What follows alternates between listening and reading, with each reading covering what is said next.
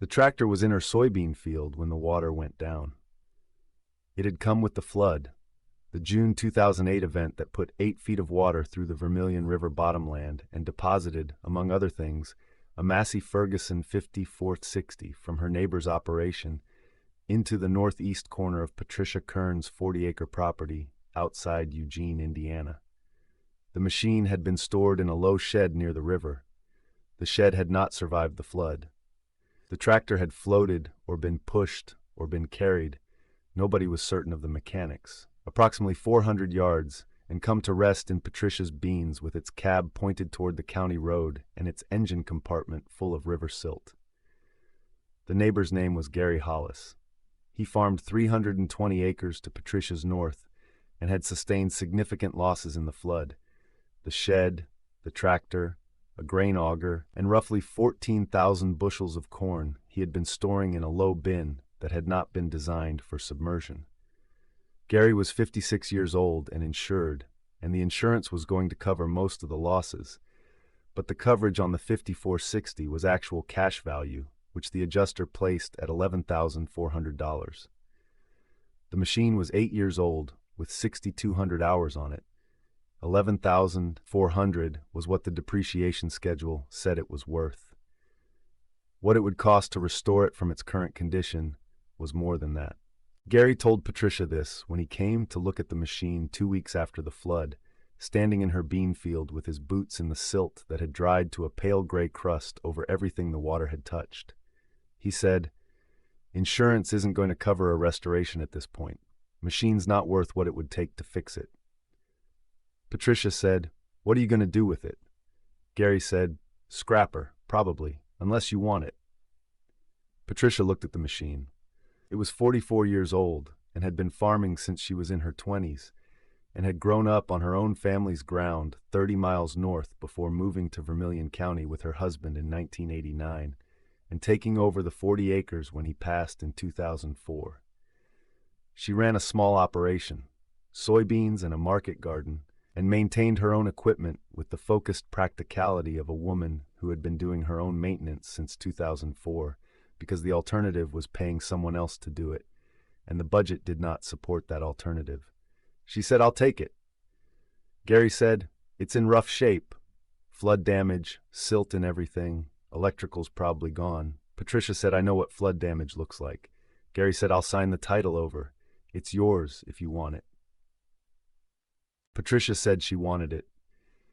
Gary signed the title over on a Thursday afternoon in July of 2008. Patricia had the machine pulled to her equipment shed with a tractor and a chain and began, on the following Saturday morning, to assess what the flood had left her. Patricia Kern was 47 years old in 2008. She had been doing her own equipment maintenance for 4 years, since the spring after her husband David had died, and she had learned it the way she had learned everything practical in her adult life, by reading the manual, doing the work, making mistakes, and doing it again with the knowledge the mistakes produced. She had not grown up mechanically. Her father had been a veterinarian in Fountain County, and her mother had taught elementary school, and neither of them had prepared her for the specific education of maintaining aging agricultural equipment on a budget that did not permit mistakes. What they had prepared her for was the discipline of learning, the patience to read something carefully, and the honesty to acknowledge when she didn't understand it, and the persistence to find the answer before proceeding. She had applied that discipline to equipment maintenance beginning in the spring of 2005, when her primary tractor had developed a hydraulic problem that the dealer quoted at $1,800 to diagnose and repair. $1,800 was not money Patricia had available without consequence. She had bought the service manual instead, read the relevant sections, determined that the problem was a failed O-ring in the hydraulic pump, ordered the O-ring for $4.30, and replaced it herself on a Sunday afternoon. When the hydraulic system worked correctly the following Monday morning, she understood something about herself that she had not previously verified. She could do this. She had been doing it ever since. By 2008, she had rebuilt a transmission, replaced an injection pump, rewired a cab electrical system, and fabricated a loader bracket from steel she had cut and welded herself after watching 3 tutorial videos and practicing on scrap metal for 2 weekends. The fabrication was not pretty. It worked correctly and it held, and that was the standard she applied. The Massey Ferguson 5460 in her shed presented a different scale of challenge. Flood damage is not a single problem. It is a collection of problems. Silt in the engine, silt in the transmission, silt in the hydraulic system, water in the electrical connections, corrosion beginning wherever water had penetrated and been replaced by air. The problems were not individually impossible. They were collectively significant. Patricia made her list on the first Saturday. The list had 14 items. She worked through them in the order that the machine's systems dictated. Fuel system first, because nothing else mattered if the engine wouldn't run. She flushed the fuel tanks, replaced the fuel filters, cleaned the injectors, and attempted a start. The engine turned but did not fire. She moved to the injection pump, which she had rebuilt once before on a different machine. She rebuilt it again, using a kit she ordered from a supplier in Indianapolis. The engine fired on the following Saturday. It ran rough. She expected that. She let it run for 20 minutes and listened to what the roughness was telling her. 2 things. The turbocharger was damaged, a bearing noise, subtle but present, and one cylinder was not contributing fully to the power output, which suggested a compression problem on that cylinder. She added both to the list. The turbocharger she replaced with a rebuilt unit sourced from a supplier in Terre Haute for $480. The compression problem resolved itself after 3 heat cycles as the engine expanded and seated components that the silt intrusion had displaced. She had not expected that resolution and noted it in her repair log as compression issue, resolved without intervention after heat cycling, mechanism unclear, note for future reference. The note for future reference was characteristic. Patricia kept a repair log for every machine she worked on, recording not just what she had done, but what she had observed and what she had concluded and what she remained uncertain about. The log had been a practice she started in 2005 and had maintained since. By 2008, it was 4 notebooks, organized by machine and date, representing 3 years of accumulated mechanical knowledge that she had built from nothing. The 5460 got its own notebook. By November of 2008, 5 months after Gary Hollis had signed the title over in Patricia's soybean field, the Massey Ferguson 5460 was running. Not perfectly. There were systems she had addressed provisionally and intended to revisit, and the cab electrical was functional but not entirely clean. But running. It ran correctly enough to work, which was the standard that mattered. She used it through the fall on her own ground and found it adequate for what her 40 acres required. The engine produced power without hesitation. The hydraulics functioned correctly. The transmission shifted through all ranges without grinding. Whatever the flood had done to the machine, Patricia's 5 months of work had addressed enough of it that the machine was operational. In December, her neighbor to the south, a farmer named Walt Prescott, who farmed 200 acres and ran an aging Massey Ferguson 390 as his primary tractor, asked Patricia if she had heard about the 5460 she'd taken from Gary Hollis. Patricia said she had it in her shed. Walt said, "I heard you fixed it up." Patricia said, "It's running, yes." Walt said, "I've got a problem with my 390, hydraulic pump. The dealer wants $1,200 for the repair. I can't get them out here before February, and I need the tractor for feeding livestock through the winter." Patricia said, "What's wrong with the pump specifically?" Walt described the symptoms. Patricia said it sounded like the pump seal, possibly the gear set if the seal had been leaking long enough to run the pump low. She said she'd look at it if he brought it over. Walt brought it over on a Saturday. Patricia spent 2 hours diagnosing and determined the problem was the rear seal, the simpler of the 2 possibilities, with no damage to the gear set. She had the seal in her parts stock, left over from a previous repair. She replaced it on Sunday. Walt's tractor was running correctly on Monday. Walt asked what he owed her. Patricia said $40 for the seal. Walt said, "What about the labor?" Patricia said, "An hour and a half." Walt said, "What do you charge?" Patricia thought about it for a moment. She had not charged labor before. She said, $40 an hour. Walt said, "That's less than the dealer." Patricia said, "I'm not the dealer." Walt paid $80 and drove home. He told 3 farmers at the elevator the following week. All 3 of them called Patricia before January. The pattern that established itself in the winter of 2008 and 2009 followed the logic that all such patterns follow. A neighbor needed something, the something was available, the transaction was fair, and the neighbor told other neighbors.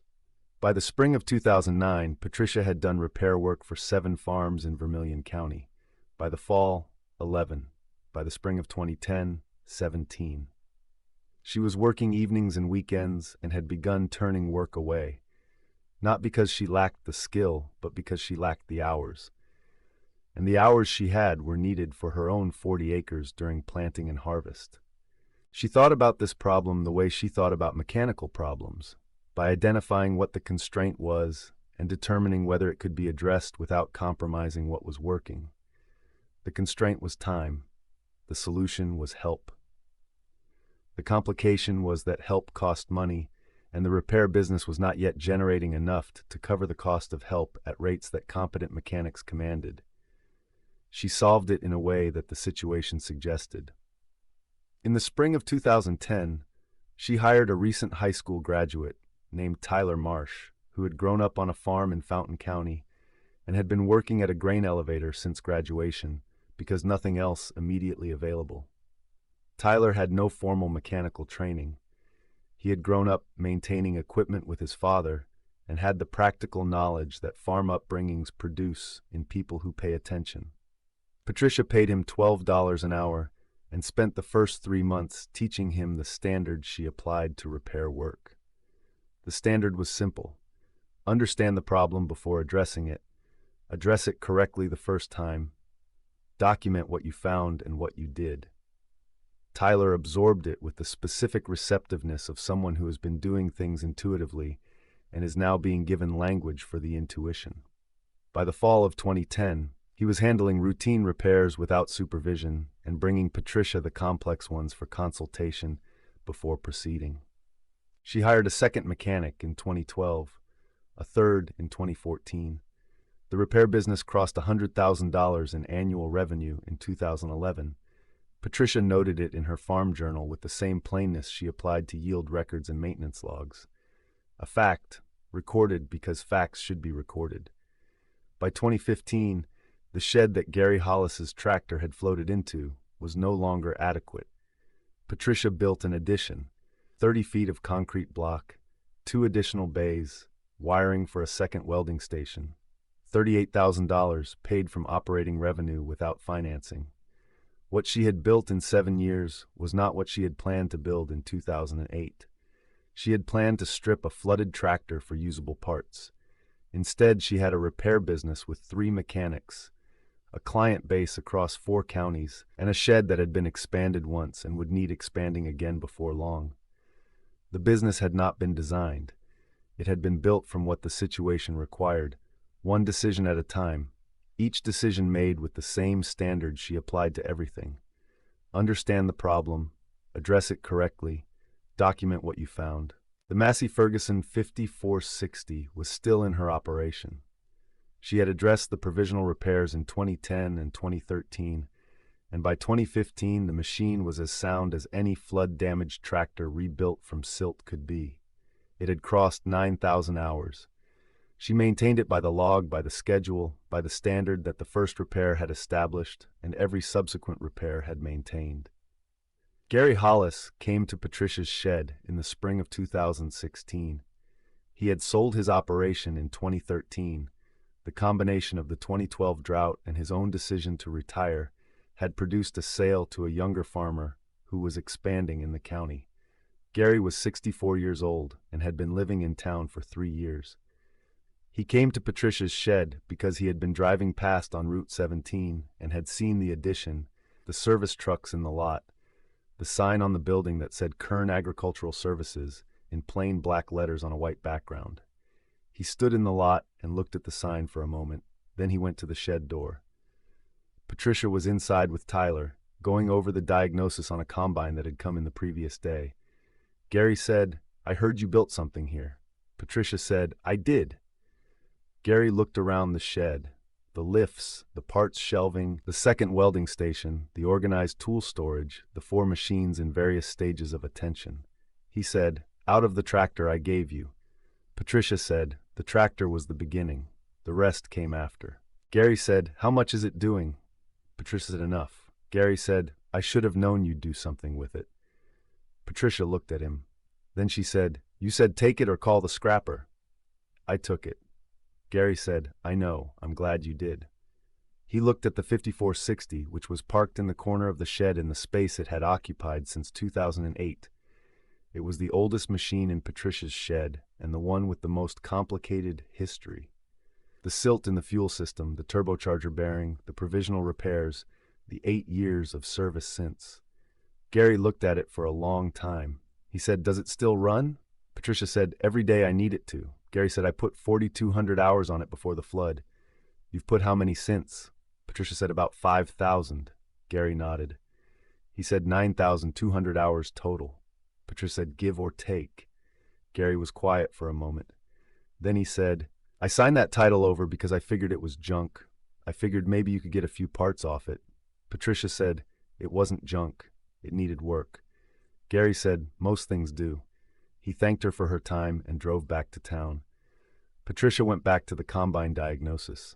By 2020, Kern Agricultural Services had 6 employees and $340,000 in annual revenue. The business had grown in the way that things grow when they solve a real problem at a fair price, steadily, without advertising, through the specific word of mouth that flows in farming communities when something works correctly and the person doing it can be trusted. Patricia's 6 employees were all people she had trained. Tyler Marsh, the first, was now her shop manager. 12 years in the shop had made him the kind of mechanic that dealers spend years trying to develop and often fail to retain. The kind who can diagnose a problem from a description over the phone with sufficient accuracy that the parts are ordered before the machine arrives. The others had come at different points in the business's growth, each selected for the same quality: farm background, practical knowledge, the willingness to learn the standard and apply it consistently without cutting the corners that are always tempting to cut when the simpler solution is close at hand and the correct solution requires more time.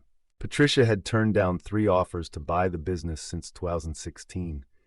The first was from a dealer group that wanted to add an independent service operation to their county presence. The second was from a private equity firm that was assembling agricultural service businesses across the Midwest. The third was from a regional competitor who had identified Patricia's client base as a strategic acquisition. Each offer had been financially significant. Patricia had turned each one down with the same reasoning she applied to any decision.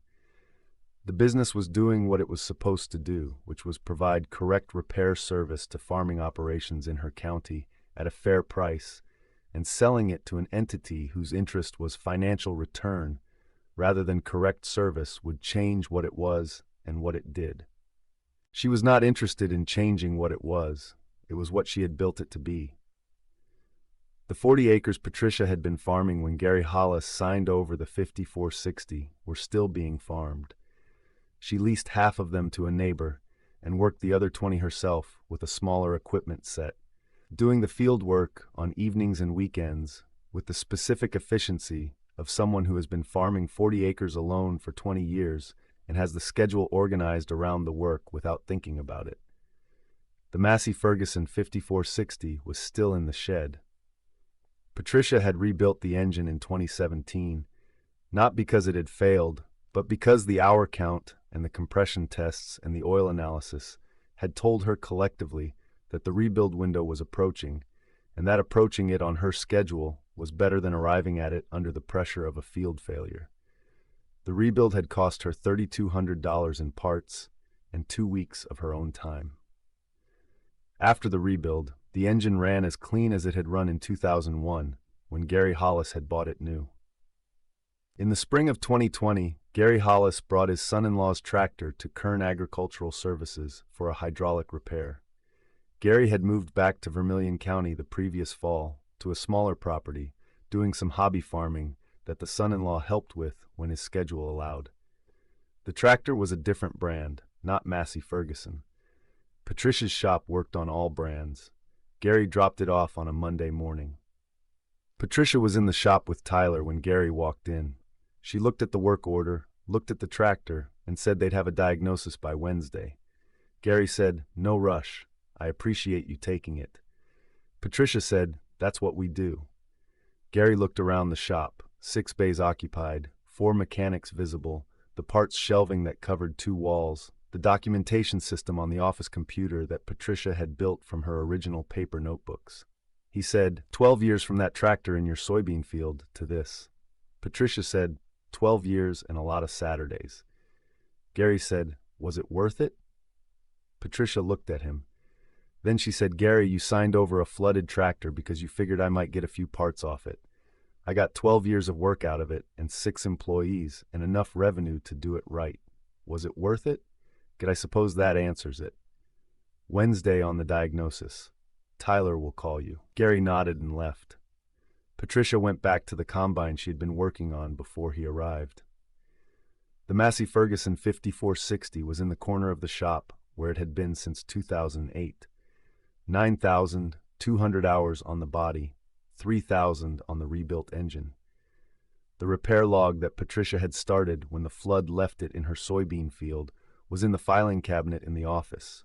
12 years of entries, the complete history of a machine that had arrived full of river silt and been made to run and had kept running because someone had decided it was worth making run. It was worth it. Patricia had known that in July of 2008 when Gary Hollis stood in her soybean field and said, "Take it or call the scrapper." She had not known it would become $340,000 in annual revenue and 6 employees and a sign on the building in plain black letters on a white background. She had known it was worth making run. The rest had followed from that. It always did.